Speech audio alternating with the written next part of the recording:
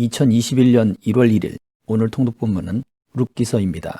룻기는 고통스러운 사사시대를 배경으로 펼쳐진 사랑과 회복과 구속의 이야기로서 이스라엘이 그들의 유산과 기업인 하나님을 버릴 때 오히려 이스라엘의 하나님을 따르기 위해 자신의 이교적 삶들을 다 버린 한 모압 여인의 이야기가 등장합니다. 하나님을 신실하게 섬기지 않던 시대에 그녀는 신실했기 때문에 하나님은 그녀에게 다윗과 그리스도의 족보에 오르는 특권을 주셨습니다. 룻기를 통하여 나타난 룻과 보아스의 이야기는 절망에서 어떻게 희망이 이어지는지, 그리고 어떻게 황무지 같은 삶에서 생명이 잉태되고 풍성한 기업이 이어지는지를 잘 보여주고 있습니다. 지금 우리의 현실 또한 룻이 등장하는 사사기의 시대와 같이 하나님을 떠나 멀리하는 시대가 아닐까 생각이 되어집니다. 룻과 같은 주인공이 성경을 읽어나가는 바로 여러분이 되시기를 주의 이름으로 축복합니다.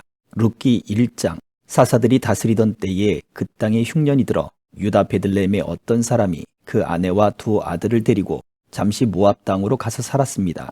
그 사람의 이름은 엘리멜렉, 그 아내의 이름은 나오미, 그 두 아들의 이름은 말론과 기련이었습니다. 그들은 유다 베들레헴 출신의 에브라 사람들인데 모압 땅에 가서 살았습니다. 그러다가 나오미의 남편 엘리멜렉이 거기에서 죽었고 나오미는 그 두 아들과 함께 남겨졌습니다. 나오미의 두 아들은 모압 여자와 결혼했는데 한 사람은 이름이 오르바, 또 한 사람은 룻이었습니다. 그들은 거기에서 10년 정도 살았습니다. 그러다가 말론과 기련도 다 죽었고 나오미만 두 아들과 남편을 다 잃은 채 혼자 남게 되었습니다. 그러던 어느 날 모압에 있던 나오미가 여호와께서 그 백성에게 오셔서 양식을 공급해 주셨다는 소식을 듣고 두 며느리들과 함께 거기에서 떠나 고향으로 돌아갈 채비를 했습니다. 그리하여 나오미는 두 며느리와 함께 살던 그곳을 떠나 유다 땅으로 돌아가려고 길을 나섰습니다. 그때 나오미가 두 며느리에게 말했습니다. 너희도 각각 너희 친정으로 돌아가거라. 너희가 그동안 너희 죽은 남편과 또 내게 잘해 주었으니 여호와께서도 너희에게 잘해 주시기를 원한다. 여호와께서 너희로 하여금 다시 남편을 만나 그 집에서 각자 편안하게 지낼 수 있게 해주시기를 바란다. 그러고 나서 나오미가 두 며느리에게 입을 맞추자 그들은 흐느끼며 나오미에게 말했습니다.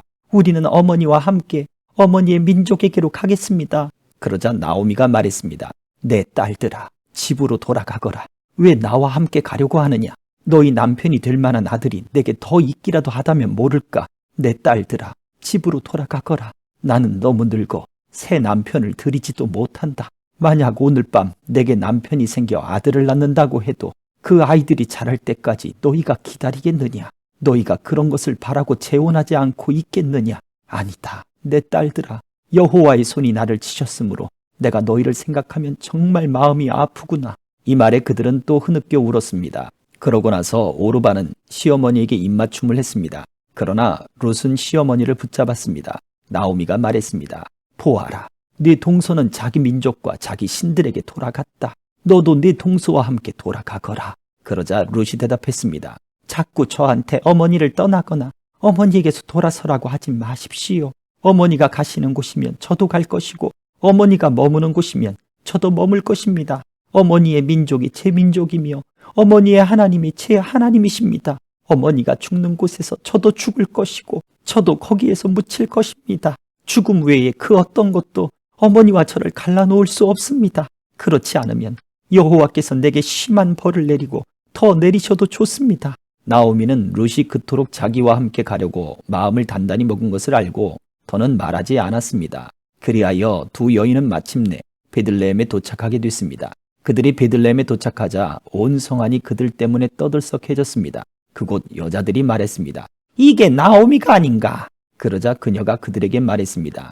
나를 나오미라고 부르지 말고 이제 마라라고 부르시오. 전능하신 분께서 내 인생을 고달프게 만드셨으니 말입니다. 내가 나갈 때는 풍족했는데 이제 여호와께서 나를 빈털터리로 돌아오게 하셨습니다. 그러니 어떻게 나오미라 부르겠습니까? 여호와께서 나를 치셨고 전능하신 분께서 내게 고난을 주셨으니 말입니다. 이렇게 해서 나오미는 며느리인 모압 여자 룻과 함께 모압에서 돌아와 베들레헴에 도착했습니다. 그때는 보리 추수가 막 시작될 무렵이었습니다. 2장. 나오미에게는 남편 쪽 친척으로 엘리멜렉 가문 가운데 큰 부자가 하나 있었는데 그 이름은 보아스였습니다. 모압 여자 룻이 나오미에게 말했습니다. 밭에 갔다 오겠습니다. 누군가 제게 잘 대해주는 사람을 만나면 그 사람을 따라가 이삭을 주워 오겠습니다. 그러자 나오미가 그녀에게 말했습니다. 내 딸아, 잘 갔다 오너라. 그러자 그녀는 밖으로 나가 추수하는 사람들을 따라 밭에서 이삭을 줍기 시작했습니다. 그런데 우연히도 그녀가 일하고 있던 곳은 엘리멜렉의 친척인 보아스의 밭이었습니다. 바로 그때 보아스가 베들레헴에서 도착해 추수하는 사람들에게 말했습니다. 여호와께서 너희와 함께 하시기를 원한다. 그들이 대답했습니다. 여호와께서 주인 어른께 복 주시기를 빕니다. 보아스가 추수하는 사람들의 감독에게 물었습니다. 저 젊은 여자는 누구요? 추수하는 사람들의 감독이 대답했습니다. 나오미와 함께 모압에서 나온 그 모압 여자입니다. 그녀가 추수하는 사람들을 따라가며 이삭을 줍게 해달라고 말했습니다. 그러더니 밭에 나가 아까 잠깐 집에서 쉰 것 외에는 아침부터 지금까지 저렇게 계속 열심히 일하고 있습니다. 그러자 보아스가 룻에게 말했습니다. 내 딸이요, 내 말을 들어보시오. 다른 밭에 가서 이삭을 줍지 말고 여기서 멀리 가지도 말고 여기 내 여종들과 함께 일하시오. 사람들이 추수하는 이 밭을 잘 살피며 따라다니시오. 내가 사람들에게도 당신을 건드리지 말라고 말해두었소. 그리고 목이 마르면 가서 젊은이들이 채워놓은 물병에서 물을 따라 마셔도 돼요. 이 말에 룻은 얼굴을 땅에 대고 엎드려 말했습니다. 내가 이방 사람인데도 어째서 친절을 베풀어 주시고 돌봐주십니까? 보아스가 대답했습니다. 남편이 죽은 후 당신이 시어머니에게 한 일에 대해 모두 들었소. 당신의 부모와 고향을 떠나 알지도 못하는 민족과 함께 살려고 온 건 말이요. 여호와께서 당신의 행실에 대해 갚아주실 것이요. 당신이 이스라엘의 하나님 여호와의 날개 아래로 보호받으러 왔으니 그분께서 당신에게 넉넉히 갚아주실 것이요. 룻이 말했습니다. 내 주여, 내가 당신 앞에서 은총을 얻기 원합니다. 내가 당신의 여종들만도 못한데 나를 위로해 주시고 이 여종에게 다정하게 말씀해 주셨습니다. 식사 때가 되자 보아스가 룻에게 말했습니다. 이리로 와서 빵을 좀 먹고 그 조각을 식초에 찍어서 들도록 하시오. 룻이 추수하는 사람들과 함께 자리에 앉자 보아스는 룻에게 볶은 곡식을 주었고 룻은 마음껏 먹고 얼마를 남겼습니다. 룻이 다시 이삭을 주우려고 일어나자 보아스는 젊은 일꾼들에게 명령했습니다. 그녀가 곡식단에서 이삭을 모으더라도 창피를 주지 말라. 그녀가 주워갈 수 있도록 오히려 곡식단에서 얼마를 남겨두도록 하고 그녀를 나무라지 말라.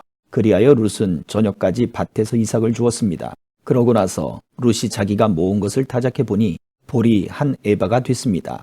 그녀가 성으로 그것을 가지고 가서 그 모은 것을 시어머니께 보였습니다. 룻은 그것을 꺼내어 자기가 실컷 먹고 남았던 것을 내보였습니다. 시어머니가 그녀에게 물었습니다. 오늘 어디에서 이삭을 주었느냐? 어디에서 일했느냐? 너를 도와준 그 사람을 축복하지 않을 수 없구나. 그러자 룻은 시어머니께 자기가 누구네 밭에서 일했는지 말해드렸습니다. 제가 오늘 가서 일한 곳의 주인 이름이 보아스였습니다. 나오미가 며느리에게 말했습니다. 여호와께서 그에게 복을 내리시기를 바란다. 그가 우리 죽은 우리 식구들에게 친절을 베풀더니 살아있는 우리에게도 그칠 줄 모르는구나. 그리고 이어 말했습니다. 그 사람은 우리와 가까운 친척이니 우리를 맡아줄 사람 가운데 하나다. 그러자 모압 여자 룻이 말했습니다. 그는 제게 내 일꾼이 내 모든 추수를 마칠 때까지 거기 함께 있어라고 말했습니다. 나오미가 며느리 룻에게 말했습니다. 내 딸아, 네가 그 여종들과 함께 있는 것이 좋을 것 같다. 다른 밭에는 가지 않도록 하여라. 그리하여 룻은 보아스의 여종들 곁에서 보리와 밀 추수가 끝날 때까지 이삭을 주었습니다. 그렇게 그녀는 시어머니와 함께 살았습니다. 3장. 어느 날 시어머니 나오미가 그녀에게 말했습니다. 내 딸아, 네가 잘 살 수 있게 너를 위한 안식처를 내가 알아봐야겠다. 네가 함께 일했던 여종들의 주인 보아스가 우리 친척이 아니냐. 오늘 밤 그가 타작마당에서 보리를 까부를 것이다. 그러니 너는 몸을 씻고 기름을 바르고 제일 좋은 옷을 입고 타작마당으로 내려가거라. 다만 그가 다 먹고 마실 때까지 네가 거기에 있는지 모르게 하여라. 그리고 그가 누우면 그가 눕는 곳을 알아두었다가 거기에 가서 그의 발치 이불을 들치고 누워라. 그러면 네가 어떻게 해야 할지 그가 알려줄 것이다. 룻이 대답했습니다. 어머니가 시키시는 것이라면 하겠습니다. 그리하여 그녀는 타작마당으로 내려가 시어머니가 말해준 대로 했습니다. 보아스는 다 먹고 마신 뒤에 기분이 좋아져서 곡식더미 아래쪽으로 가서 누웠습니다. 룻은 살금살금 다가가 그 발치 이불을 들치고 거기 누웠습니다. 한밤중에 그 사람이 깜짝 놀라 뒤돌아보았습니다. 자기 발치에 한 여자가 누워있는 것이었습니다. 그가 물었습니다. 누구요? 룻이 대답했습니다. 당신의 여종 룻입니다. 당신은 저를 맡아야 할 친척이니 당신의 옷자락으로 저를 덮어주십시오. 그가 말했습니다. 내 딸이여, 여호와께서 당신에게 복 주시기를 빌겠소. 당신이 빈부를 막론하고 젊은 사람을 따라가지 않았으니 당신의 아름다운 마음씨는 지금까지 보여준 것보다 더 크오. 그러니 내 딸이여, 이제 두려워하지 마시오. 당신이 요구하는 대로 내가 다 들어주리다. 당신이 정숙한 여인이라는 것은 우리 성 사람들이 다 알고 있소. 내가 당신의 가까운 친척이기는 하지만 나보다 더 가까운 친척이 한 사람 더 있소. 오늘 밤은 여기에 있으시오. 아침이 돼서 그가 당신을 맡겠다고 하면 좋은 것이고 그가 꺼려하면 여호와께 맹세코 내가 당신을 맡아주겠소. 그러니 아침까지 누워 있으시오. 그리하여 룻은 아침까지 그 발치에 누워 있다가 사람이 서로 알아보기 어려울 때 일어났습니다. 이것은 보아스가 여자가 다장마당에 왔다는 사실이 알려지지 않게 하여라 하고 말했기 때문입니다.